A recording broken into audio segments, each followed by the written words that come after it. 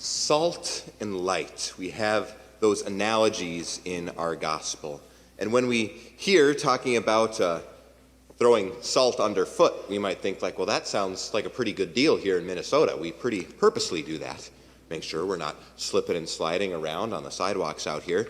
But our appreciation of salt beyond that in the modern world doesn't even come close to how the ancients would have seen salt. You know, we'll add it to our dishes at the table to enhance the flavor, but it's not just enhancing the flavor that salt was used for. Salt was one of the most valuable substances in the ancient world because it wasn't just for enhancing flavor, but also for preserving food.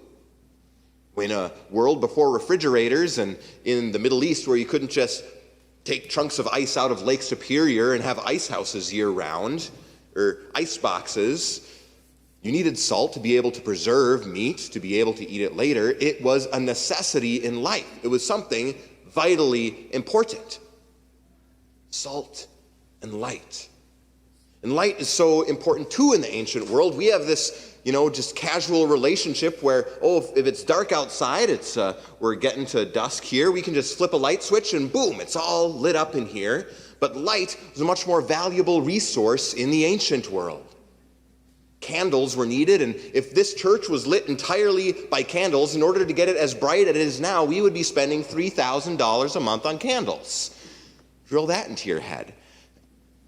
The necessity of salt and light in the ancient world cannot be understated. What's Jesus saying here?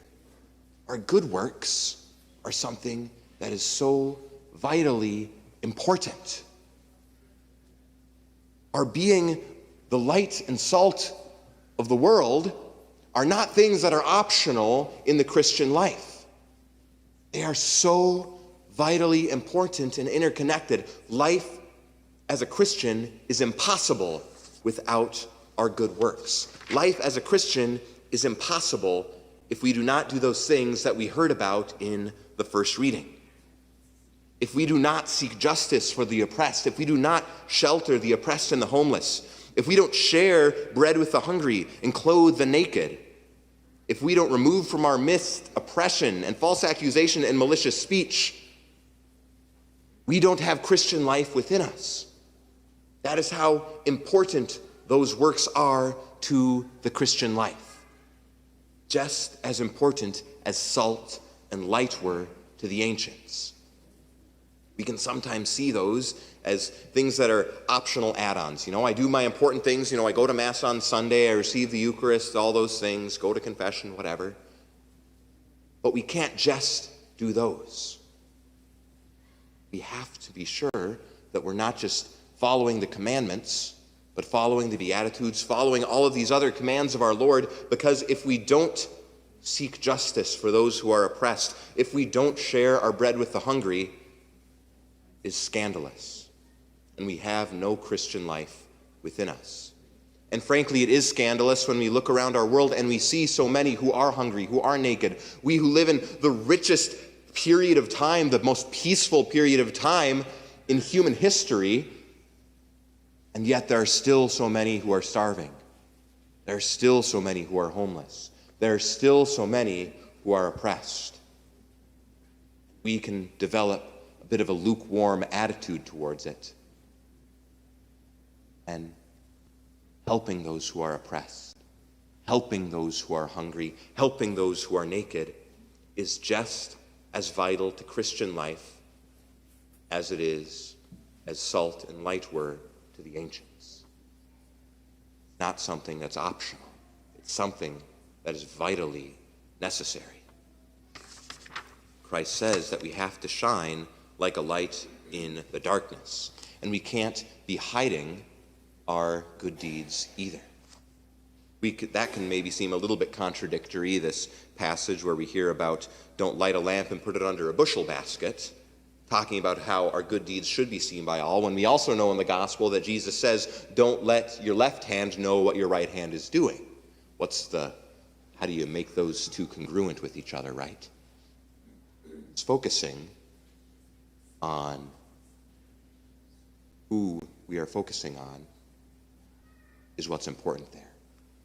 Am I doing good deeds so that others can see me doing those good deeds? Am I saying good Christians go around doing this, so that's why I'm doing it, because I'm a good Christian? Or do I say good Christians do this, and I'm focusing on the other? I'm focusing on Christ. I'm focusing on that good deed and encouraging others to do the same. It can be really easy to make a donation somewhere and post about it on social media, but to think to yourself before you do that, well, am I doing this because I want to see others, or I want others to see that I posted something and I donated and, oh, I'm a good person? Or do I want to do it as an act of encouragement for others to do the same? You can see the difference there. It's the same action, but the motivation for that action is different. So we need to have self-examination about our motivation for doing good deeds. And if we find within ourselves a bit of a prideful inclination towards doing those things, it doesn't mean that we should stop doing them. We should keep doing them because they're vitally important to the Christian life. But we need to look within ourselves and ask the Lord for purification of our desires so that we do these things not out of a sense of pride, not out of a sense of look at me, look at how good I am, but saying, look at these people. Look at those who need help, who are around us. The homeless, the unborn, the hungry. And we need to help them. But as vital to our life as blood in our veins, as vital to our life as salt was to the ancients, to be able to help those who are in need, to help those who are oppressed. So let's examine ourselves tonight as we approach the Eucharist and say, as I come forward to receive the greatest gift of all, God who gave his entire self to me, what am I giving? Do I just give my extras? Once I take care of everything else, do I think, oh, well, maybe I'll have some room for some fun, and then maybe I'll donate a little bit off to the people who need it? Or am I treating the Christian call to help those who are oppressed as something that is just as important to life as light and salt itself? And am I doing that in a way that doesn't bring glory to myself? I'm not seeking that glory, but that I'm seeking to bring attention to the goodness of the gospel, bring attention to the plight of those who are oppressed. Say, don't look at me, don't praise me. I want you to be able to see that this is what Christians are supposed to do. This is what you're called to do. This should be just as important to us as salt and light itself.